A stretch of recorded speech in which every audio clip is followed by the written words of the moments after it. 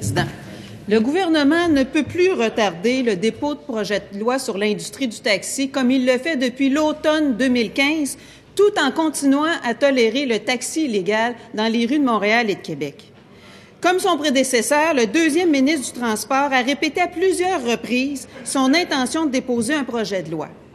Est-ce qu'ici, en cette Chambre, au Salon Bleu, est-ce qu'il peut prendre l'engagement de déposer son projet de loi avant le 15 mai, qui est la date limite pour permettre une adoption avant la fin de cette session parlementaire-ci? Est-ce qu'il peut prendre cet engagement-là de déposer avant le 15 mai le projet de loi sur l'industrie du taxi? C'est extrêmement important pour le climat social au Québec. Les chauffeurs de taxi n'en peuvent plus d'avoir de la concurrence illégale, d'avoir de la concurrence déloyale, et c'est la responsabilité du ministre de déposer avant le 15 mai un projet de loi.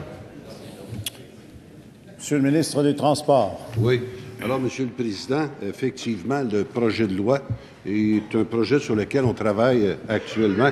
Et comme j'ai eu l'occasion de l'expliquer hier à l'étude des crédits, nos meilleurs éléments au ministère travaillent très activement à arriver à présenter un projet de loi à l'intérieur des délais, qu'on puisse le discuter ici. Et je vais m'attendre à ce que l'opposition aussi nous appuie pour qu'on puisse le voter et le mettre en vigueur avant la fin de la session. Maintenant, on comprendra, Monsieur le Président, qu'il y a des aspects juridiques dans ça. On ne veut pas faire un petit travail. On veut vraiment régler cette situation-là une fois pour toutes.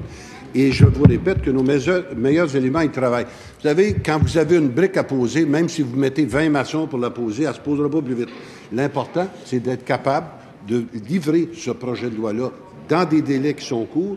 Et oui, je peux répondre, Monsieur le Président, à la députée, que nous mettons tout en œuvre pour être capable de déposer dans les délais requis pour faire en sorte qu'on puisse l'étudier, mais j'aurai très certainement besoin de la collaboration de l'opposition pour que nous puissions la voter rapidement. Terminant. Complémentaire, Madame la députée de Vachon. Oui, merci, Monsieur le Président. Poser une brique, là, ça prend pas 2 ans. Ça fait 2 ans qu'on travaille sur ce projet-là. C'est pas compliqué, là. Il y a eu une étude pendant l'été 2014 et une autre étude qu'on a eue ce printemps. Donc, ça fait longtemps qu'on travaille sur ce projet de loi. Est-ce que le ministre peut confirmer qu'il va le déposer avant le 15 mai, qui est la date limite? C'est extrêmement important, Monsieur le Président.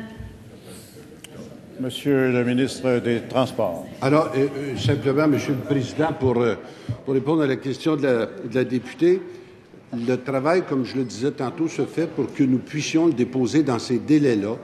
C'est un projet et elle a participé avec moi à des auditions qui étaient importantes, et elle et moi, encore très récemment, avons appris des choses, notamment sur l'industrie du transport en région. On doit tenir compte de ces aspects-là. Et si on a parlé aussi de transport adapté, on doit tenir compte de ces aspects-là. On doit parler d'électrification du transport, on doit tenir compte de ces aspects-là. Le projet de loi que nous allons déposer en tiendra compte. Ce sera un projet de loi complet. Et je répète, je compterai sur la collaboration des oppositions pour qu'il soit voté. Terminant.